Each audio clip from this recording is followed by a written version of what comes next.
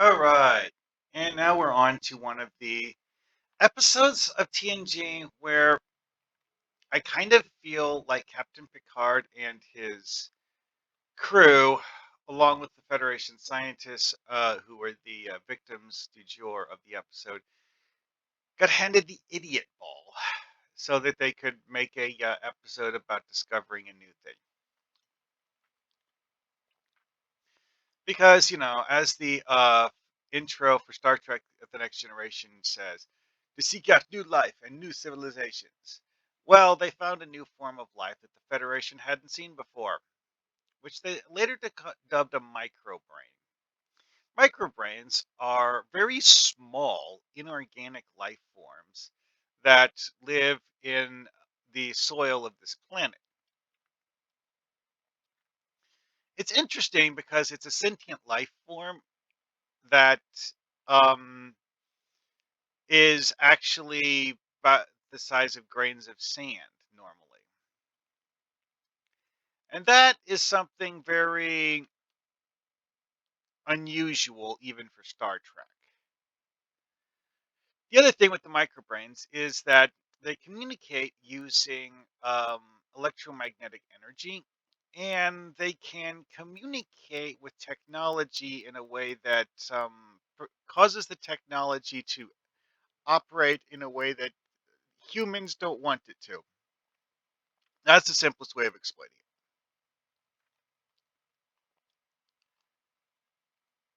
Because there's this scene here where um, they have this mining laser, and then this guy gets just suddenly shot by the mining laser. Why? He wasn't standing in front of it. The laser just changed direction and pointed at him, just so it could shoot him.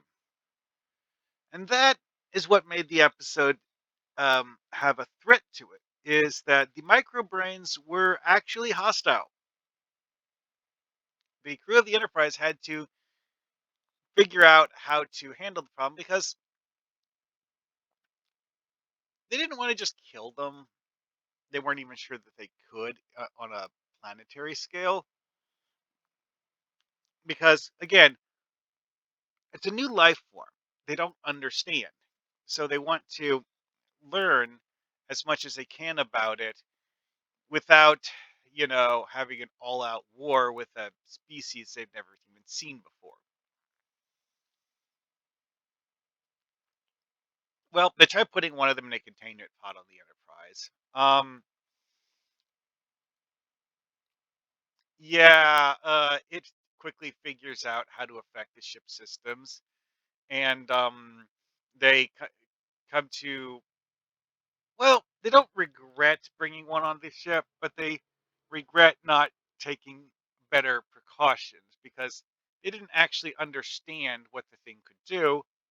So their efforts at communicating with it weren't particularly good. And that is the core focus of this episode is learning to communicate with these things because they're little tiny grains of sand that can emit electromagnetic energy. They don't talk the same way that people do. Instead, they emit energy pulses, much like, if you would have a radio set, except that it's needs a translation matrix even then. So that is actually the core focus of the episode, trying to figure out how to talk to these things.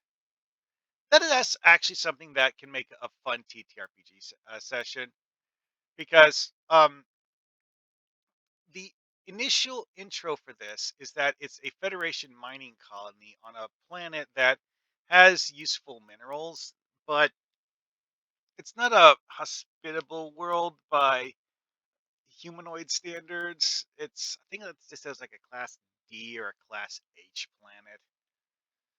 Thumb, thumb, thumb, thumb, thumb.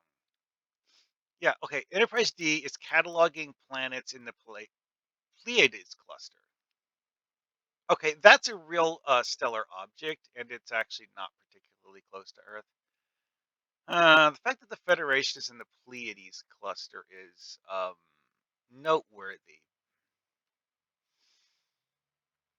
Oh, they're actually terraforming Valara 3. Okay. Well, I know that this particular thing here is actually for mining, but I guess it's like an early stage part of terraforming, build infrastructure to whatever. The Microbrains refer to this as the sand of home because that's where they or originated.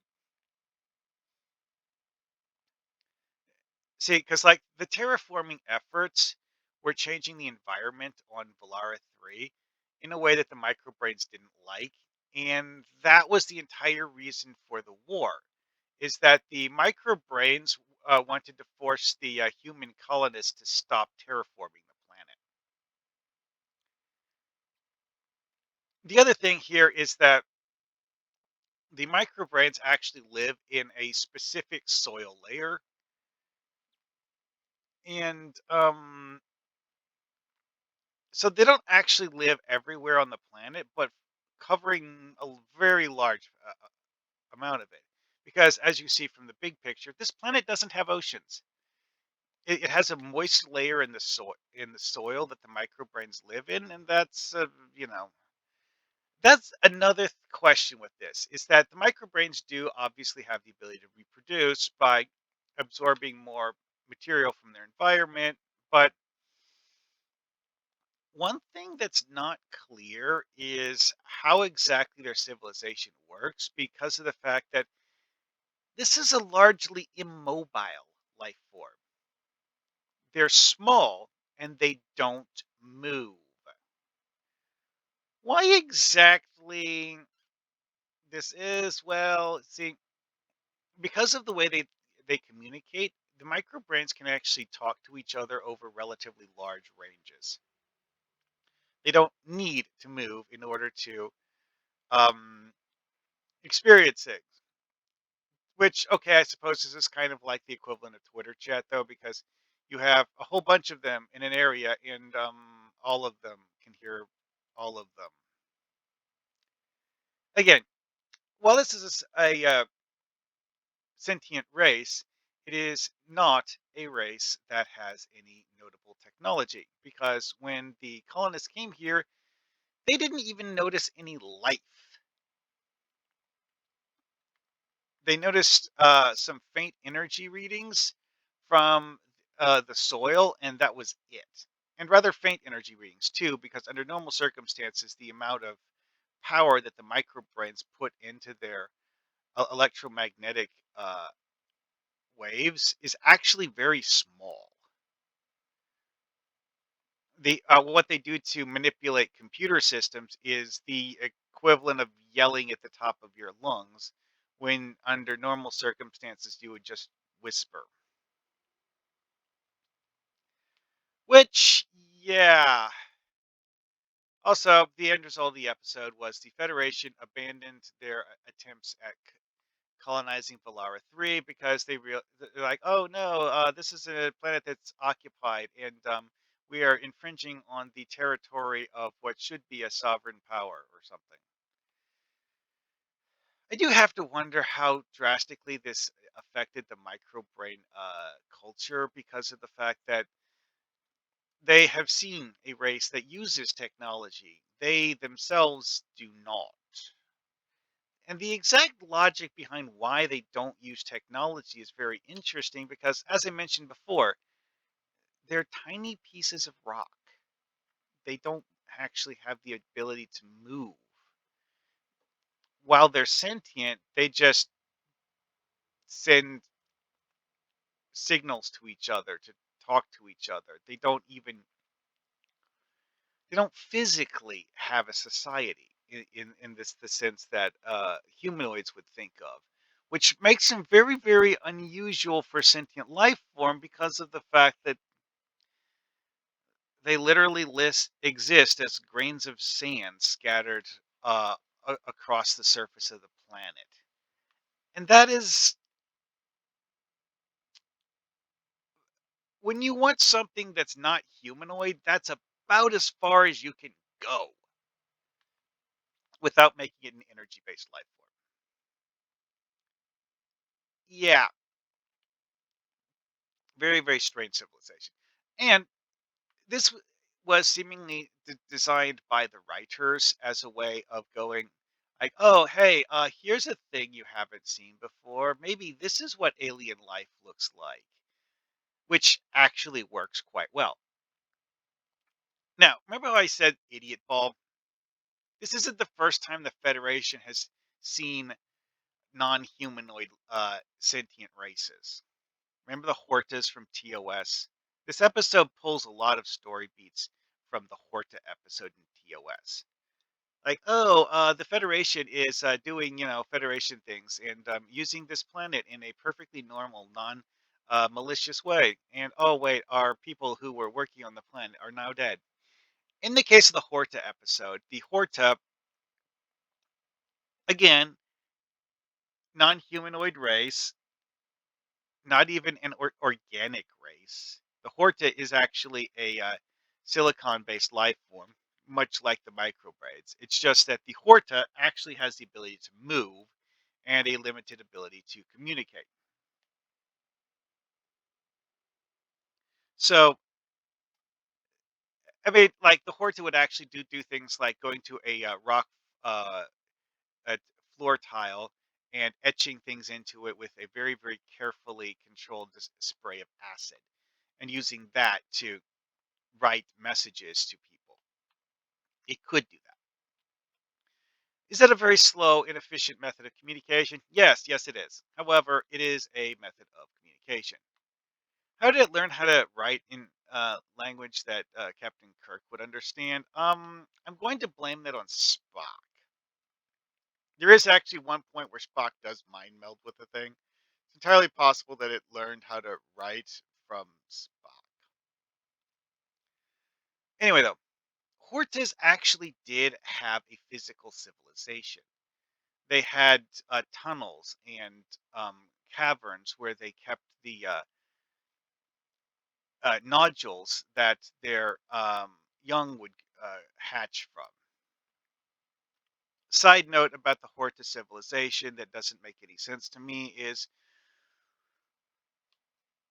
the end of a generation of Hortas is marked by having every member of the race, or almost every member of the race, just die. Why? That never made any sense to me.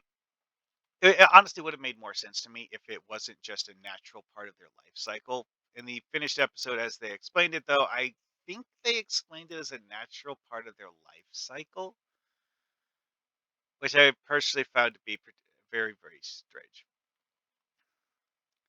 But yeah, having players interact with non-humanoid life forms that are inorganic is a pretty fun idea because of the fact that there's a wide variety of options. Now, these two options here are actually just diseases. They're not sentient. The Horta is sentient. Now, one could argue that the size of the microbrains in their natural form is the reason the Federation didn't notice them. And I do think that is something that is reflected in the episode as aired. So, because like here, we look at a picture of what's supposed to be one of them with a bunch of measurement units that aren't real numbers.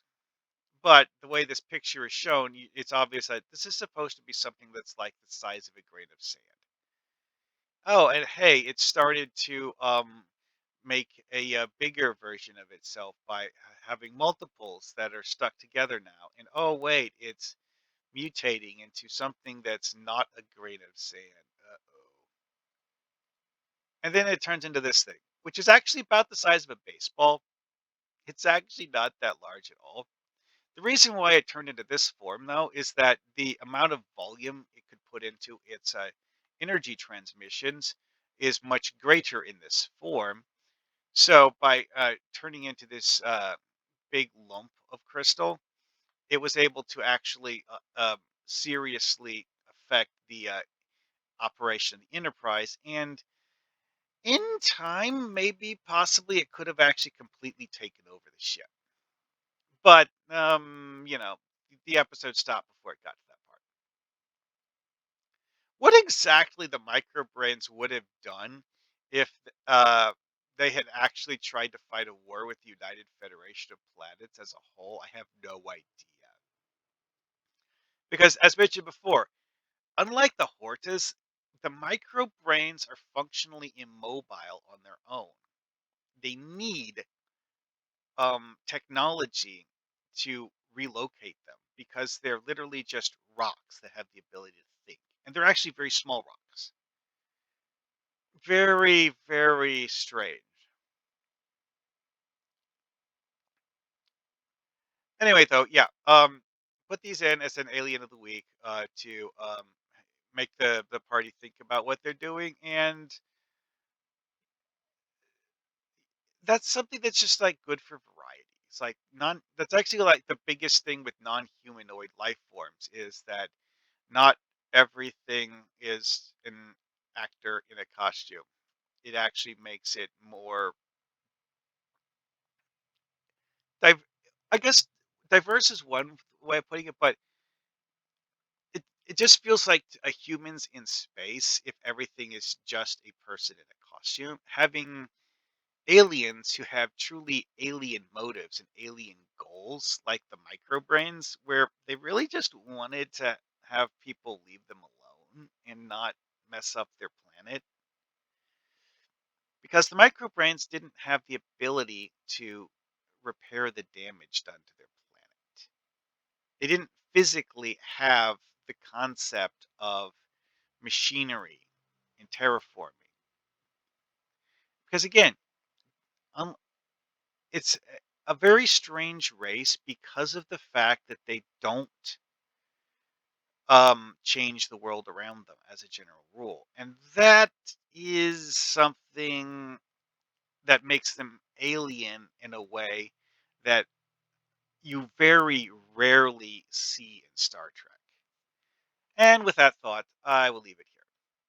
This episode had a lot of things that they're like high concept stuff, but ultimately it's just an Alien of the Week episode, although an Alien of the Week episode with a very interesting Alien of the Week. See you guys later.